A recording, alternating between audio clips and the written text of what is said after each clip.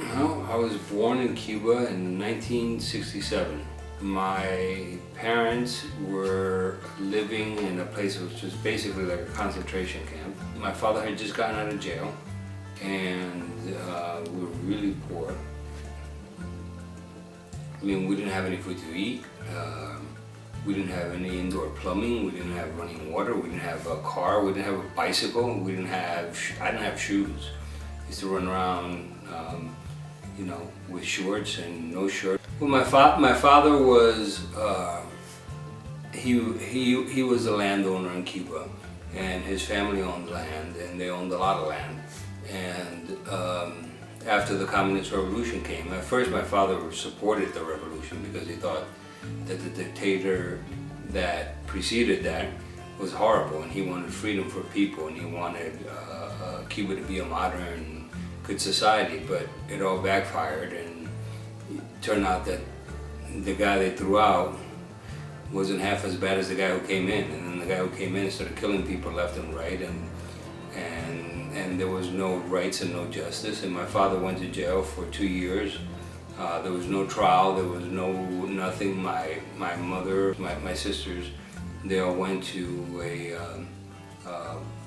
camp, like a concentration camp, where they were taken away from their family, and they were hungry and scared, and it was a very difficult time in our life. And then after they got released, my father got released, they let them out, and then they put us in this little town where they basically all watched us all the time. It was like a little prison camp. My father had a big stroke after he got out of there.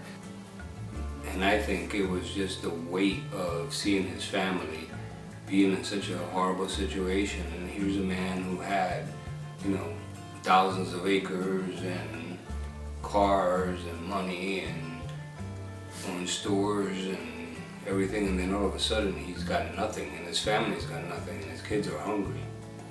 And I think it broke him.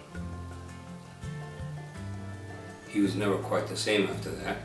And I think that the other people that were in that little town helped him out. And they helped us get out of there. They helped him do the paperwork. And since my father was a Spanish citizen, we can go to Spain because my grandparents are Spaniards.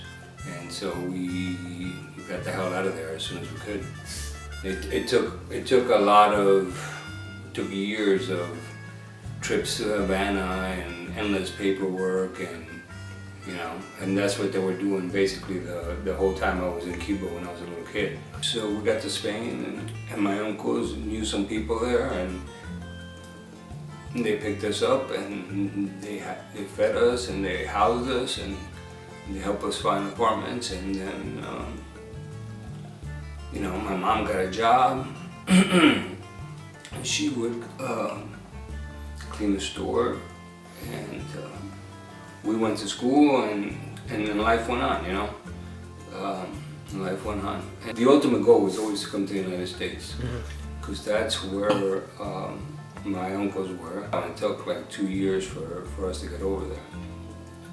And then eventually one day my uncles, we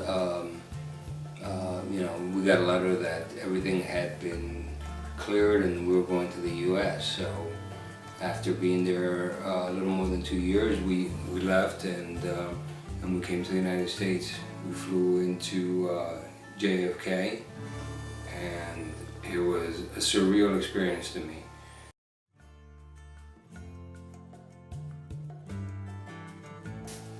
He wanted to get my family situated, so that was his brother, and that was his eldest brother, who he had a lot of respect and love for. So he set us up where he bought a laundromat for my mom, building, and we lived upstairs and rented the laundromat, and then we went paying off the mortgage plus whatever he gave deposit down, and he'd help us buy equipment and lend us the money, and we'd pay him back. And Broadway was like the worst place in Newark, and that says a lot.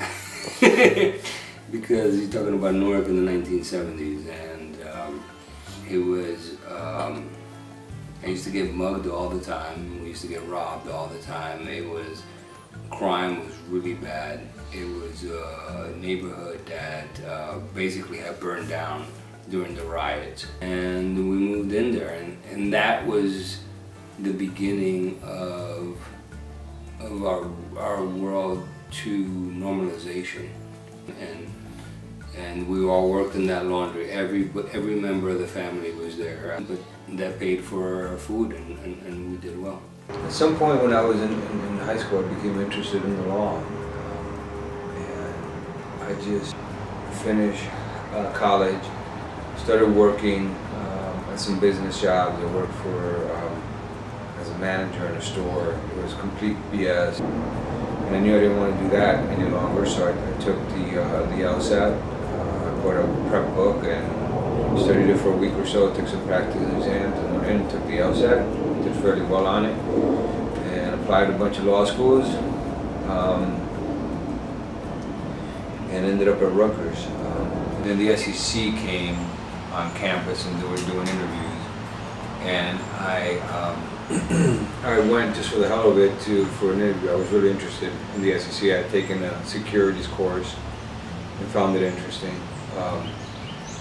Hit it off with the guy, had a great interview, and he said, you know, it's really tough to get into the SEC at a law school, but maybe we'll invite you down for an interview in DC.